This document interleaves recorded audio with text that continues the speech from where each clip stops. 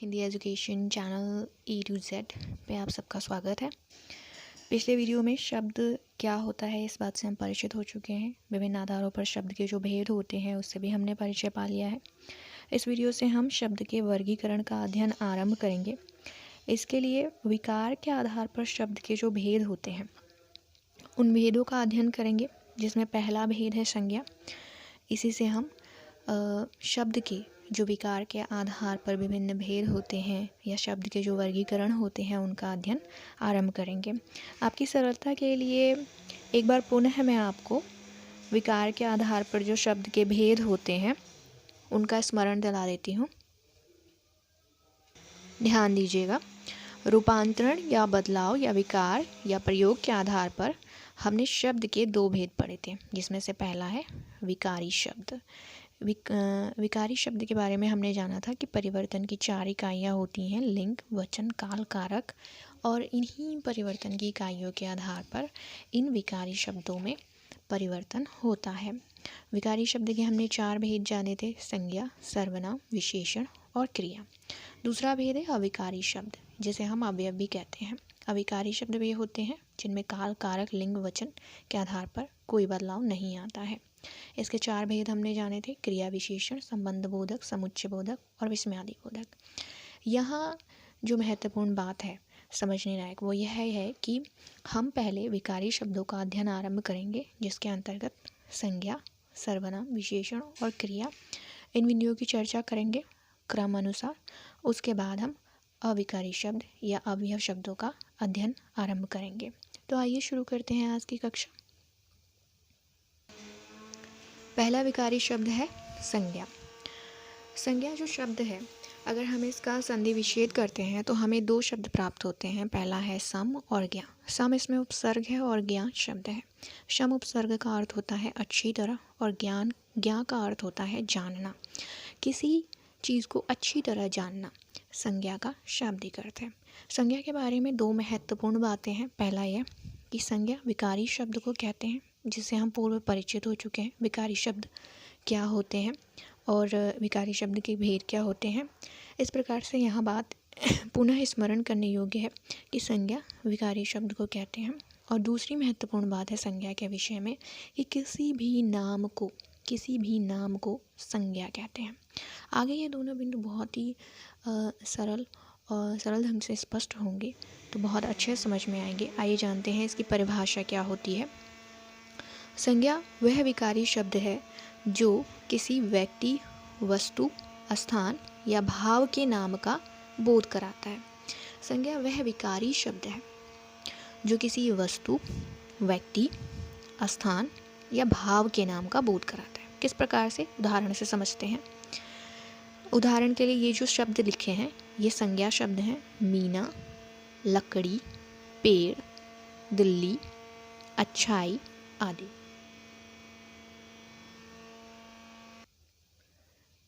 मीना जो शब्द है यह नाम है। किसका नाम है? व्यक्ति का, किसी इंसान का नाम है।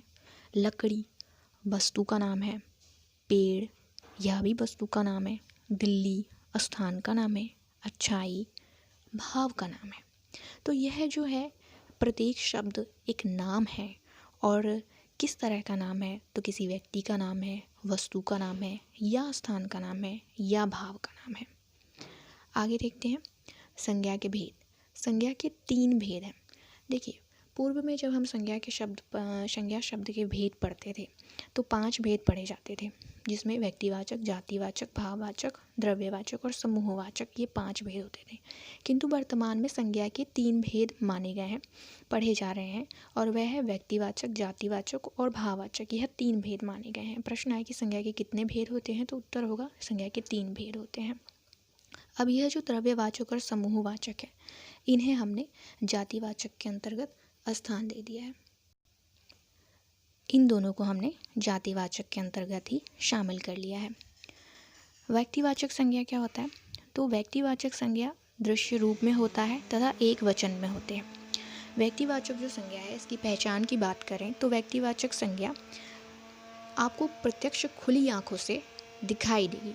दूसरी, वह एक वचन में होगी, यानी कि एक ही होगी। वो ना 2 होगी, ना दो से अधिक होगी, बल्कि एक होगी, एक वचन में होगी। अन्य महत्वपूर्ण बात है व्यक्तिवाचक संज्ञा के विषय में कि व्यक्तिवाचक संज्ञा में लिंग और वचन के आधार पर कोई परिवर्तन नहीं होता है। हम पूर्व परिचित हैं कि विकारी शब्दों का अध्ययन हमने आरंभ किया है, जिसके अंतर्गत विकारी शब्द में कोई ना कोई बदलाव या परिवर्तन आता है। और किन आधारों पर बदलाव या परिवर्तन आता है, उसकी कुछ इकाइयाँ होती हैं, जैसे लिंग, वचन, काल, कारक। तो देखने वाली बात यहाँ पर क्या है कि जो व्यक्तिवाचक संज्ञा है इसमें बहुत कम परिवर्तन होता है। और देखिए, लिंग और वचन के आधार पर इसमें कोई परिवर्तन, कोई बदलाव नहीं आता है, बल्कि केवल कारक के आधार पर बदलाव आता है। तो यहाँ पर 4 महत्वपूर्ण बातें हमने जानी। एक तो यह कि व्यक्तिवाचक जो संज्ञा है वो दृश्य रूप में होता है, हम उसे खुली आंखों से देख सकते हैं। दूसरी महत्वपूर्ण बात कि वह एक वचन में होता है। तीसरी महत्वपूर्ण बात कि लिंग और वचन के आधार पर कोई परिवर्तन नहीं होता है। और चौथी महत्वपूर्ण बात कि इसमें अगर परिवर्तन लिंग और वचन के आधार पर नहीं होता है तो फिर किस आधार पर होता है? तो ध्यान दीजिए, कारक के आधार पर। व्यक्तिवाचक संज्ञा में केवल और केवल कारक के आधार पर बदलाव होता है।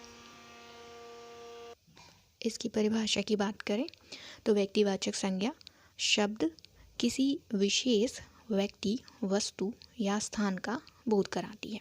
व्यक्तिवाचक जो संज्ञा है वो किसी विशेष व्यक्ति का या वस्तु का या स्थान का बोध कराएगी। अब ये उदाहरण के तौर पर हम समझते हैं कि व्यक्तिवाचक संज्ञा के तौर पर व्यक्ति के उदाहरण किस प्रकार के होंगे, वस्तु के उदाहरण किस प्रकार के होंगे और स्थान के उदाहरण किस प्रकार के होंगे। तो जिसमें सबसे पहला है व्यक्ति से संबंधित उदाहरण, तुलसीदास, राम, सीता, मोहन, गीता आदि। वस्तु के तौर पे रामायण, पुस्तक, केला, कलम, कुर्ता आदि। स्थान के तौर पे दिल्ली, पटना, आगरा, कोलकाता, मुंबई आदि।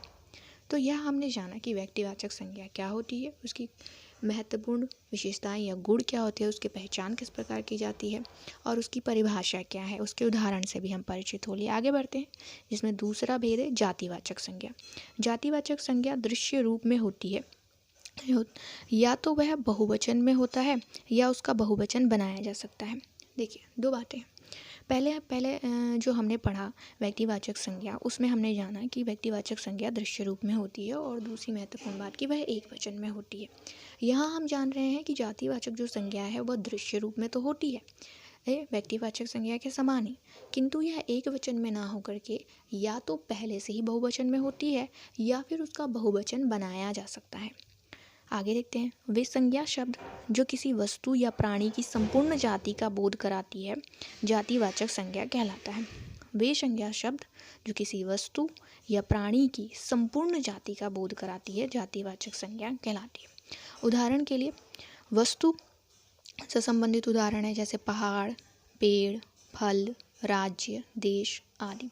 तो ये किसी एक वस्तु के नाम नहीं है, बल्कि इसके अंतर्गत बहुत सारी वस्तुएं सम्मिलित होती हैं। जैसे हम इसमें से एक शब्द ले पेड़, तो जब हम पेड़ कहते हैं तो यह पूरी की पूरी जाति का बोध कराता है, यानी कि इसके अंतर्गत आम का पेड़ भी आएगा, लीची का पेड़ भी आएगा, केले का पेड़ भी आएगा, विभिन्न प्रकार के जो फूल होते हैं उनके पेड़ भी आएंगे। तो इस तरह से पेड़ की जितनी भी प्रजातियां हैं इस एक शब्द के अंतर्गत समाहित हो जाती हैं। तो पेड़ जो शब्द है वो पूरी की पूरी जाति की उपस्थिति का आभास कराता है या उसकी जाति पूरी की पूरी संपूर्ण जाति को दर्शाता है, जो पेड़ शब्द है। प्राणी के तौर पर उदाहरण देखें तो लड़का, लड़की, कवि, पुरुष, स्त्री आदि। अब जो हम लड़का कहते हैं तो लड़का से क्या अभिप्राय है? लड़का से अभिप्राय है कि संपूर्ण जितने भी लड़के पृथ्वी पर हैं उन सबके लिए लड़का जो शब्द है वह प्रयोग में लाया जाएगा। तो इस प्रकार से ये जो शब्द होते हैं जातिवाचक जो संज्ञा शब्द होते हैं वो संपूर्ण जाति का बोध कराते हैं। जातिवाचक संज्ञा के अंतर्गत दो भेद हमने शामिल किए थे, जिसमें से पहला है द्रव्यवाचक और दूसरा है समूहवाचक। प्रश्न है कि जातिवाचक संज्ञा के कितने भेद होते हैं? तो इसके दो भेद होते हैं। पहले से हम परिचय पाते हैं कि द्रव्यवाचक संज्ञा क्या है।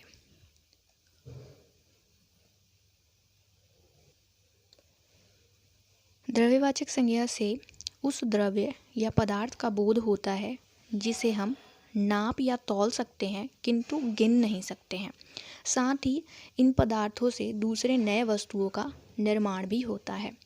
इसमें जो महत्वपूर्ण बिंदु हैं समझने योग्य है कि पहली बात तो यह है कि ये ऐसे पदार्थ हैं जिन्हें गिना नहीं जा सकता है। इन्हें 1, 2, 10, 5, 1000 की गिनती में गिना नहीं जा सकता है, बल्कि इन्हें नाप सकते हैं, तौल सकते हैं। और दूसरी बात कि ये कच्चा मटेरियल होता है, रॉ मटेरियल होता है, कच्चे पदार्थ होते हैं जिनसे कि दूसरे नए वस्तुओं का निर्माण किया जा सकता है। आइए आगे उदाहरण से समझते हैं।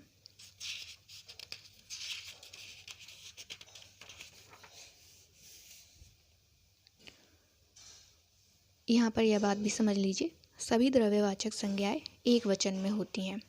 उदाहरण, धातुओं के नाम, जितने भी धातु के नाम होते हैं वे सभी द्रव्यवाचक संज्ञा के अंतर्गत आती हैं, जैसे चांदी, सोना, पीतल आदि।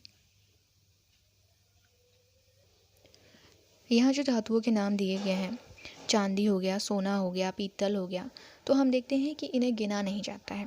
सामान्य तौर पर इन्हें गिना नहीं जाता है, इन्हें तौला जाता है। सोने को भी तौला जाता है, चांदी को भी तौला जाता है, पीतल को भी तौला जाता है।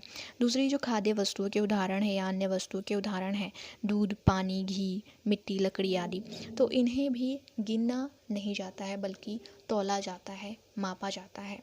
एक शब्द को हम पकड़े उदाहरण के लिए चांदी, तो चांदी से दूसरे नए वस्तुओं का निर्माण भी होता है, जैसे उसके गहने हो गए, चांदी के बर्तन हो गए। तो इस तरह से कच्चा मटेरियल होता है, कच्चा पदार्थ होता है जिससे दूसरे नए वस्तुओं का निर्माण होता है। और दूसरी बात जो हमने जानी कि ये जो द्रव्यवाचक संज्ञाएं होती हैं वो एक वचन में होती हैं। तो यहाँ उदाहरण के माध्यम से वो सभी बिंदु जो हमने पढ़े, इनकी विशेषता या गुण या परिभाषा के तौर पर वह स्पष्ट हो जाता है। आगे बढ़ते हैं। समूहवाचक संज्ञा। समूहवाचक संज्ञाएं किसी समूह या समुदाय का बोध कराती हैं। समूहवाचक संज्ञाएं एक वचन और बहुवचन दोनों रूपों में प्रयोग में लाई जाती हैं। उदाहरण के लिए पर्वतों की श्रृंखला, तो यहाँ पर जो शब्द है श्रृंखला, गिरोह, सेना, झुंड, मंडली, मंडल, ये सभी शब्द उदाहरण हैं समूहवाचक संज्ञा के। आगे बढ़ते हैं।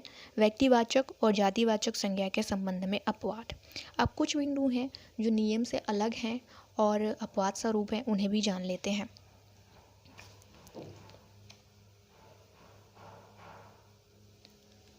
व्यक्तिवाचक संज्ञा संबंधित।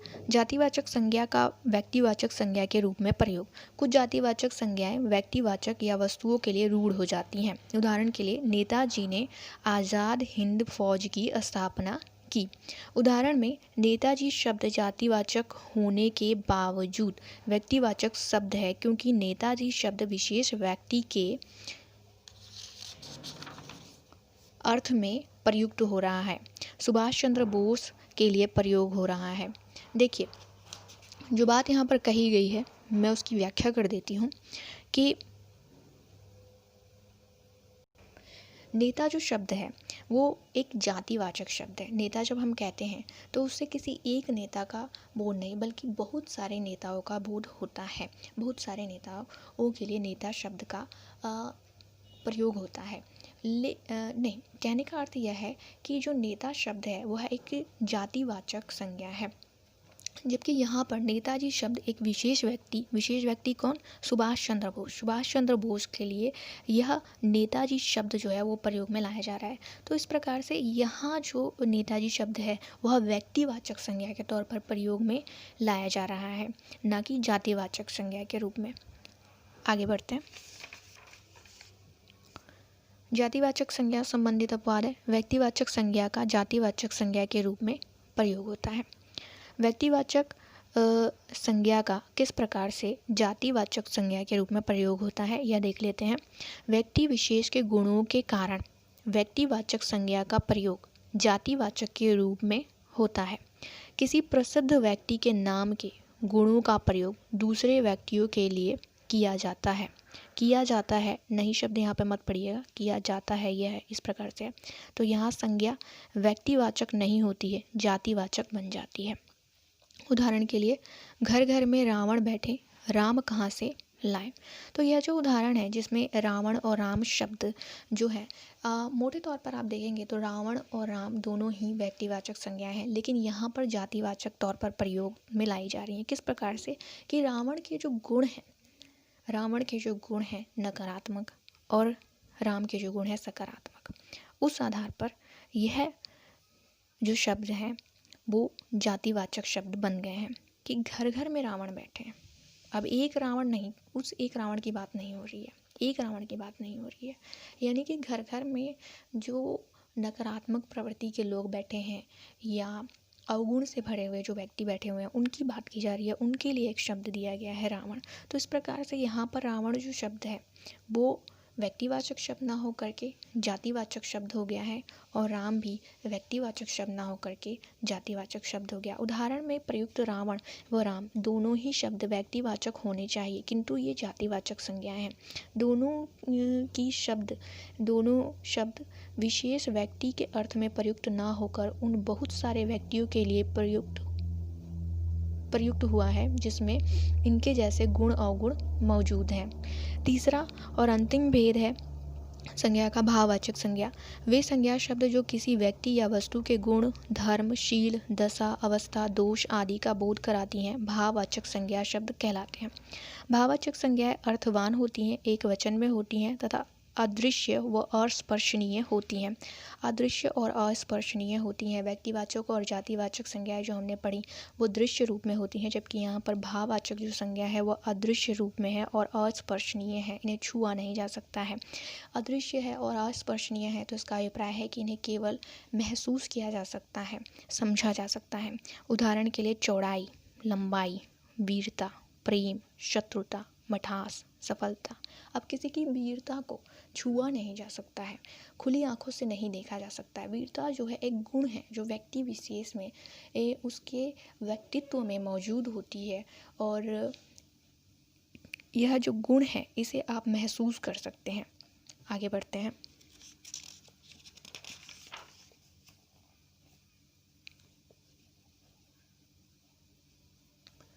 भाववाचक संज्ञा के संदर्भ में विशेष तथ्य है।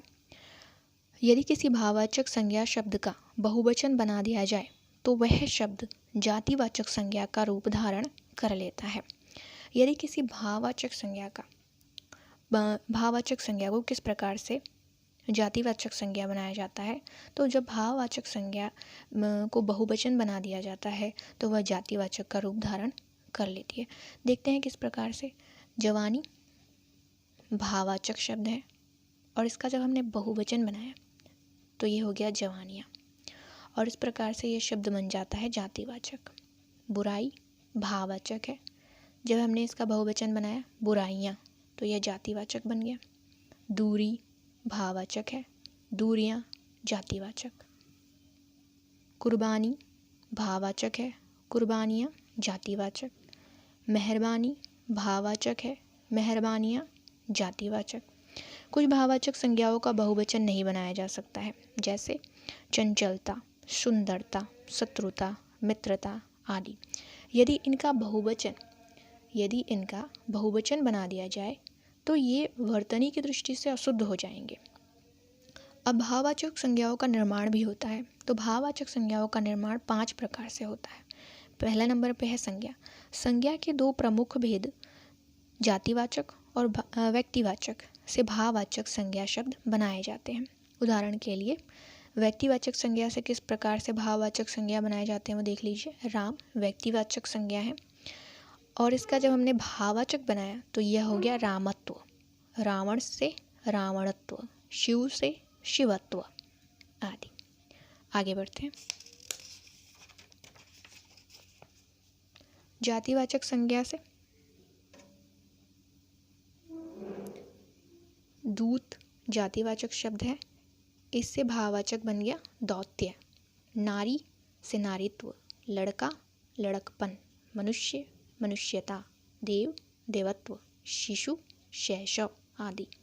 सर्वनाम शब्दों से भी भाववाचक संज्ञाएं बनाई जाती हैं, जैसे अपना सर्वनाम शब्द है, इससे भाववाचक बन गया अपनत्व। अहम से अहंकार, मम ममत्व, निज निजता, स्व स्वत्व आदि। विशेषण से किस प्रकार से भाववाचक संज्ञाएं बनाई जाती हैं? तो कठोर एक विशेषण है, इससे भाववाचक बन गया कठोरता। गुरु गुरुता, बहुत बहुतायत, सुंदर सुंदरता, चौड़ा चौड़ाई, सुंदर सुंदरता आदि। क्रिया क्रिया से भी बनाए जाते हैं भाववाचक संज्ञा शब्द। तो खेलना क्रिया है, इससे भाववाचक शब्द बन गया खेल। चलना चाल, थकना थकावट, बचना बचत, मिलना मिलाप आदि।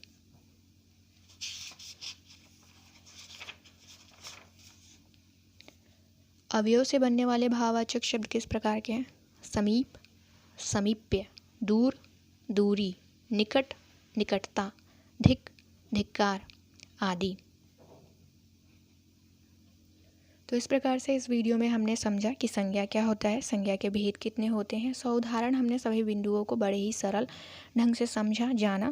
अगली वीडियो में हम सर्वनाम की चर्चा करेंगे। यह वीडियो आपको अपने लिए यूज़फुल लगी हो तो चैनल को सब्सक्राइब ज़रूर करें, वीडियो को लाइक कर दें, शेयर करें और अपने महत्वपूर्ण कमेंट ज़रूर कमेंट बॉक्स में डालें। आने वाली वीडियो के लिए मिलते हैं आने वाली वीडियो में, तब तक के लिए नमस्कार।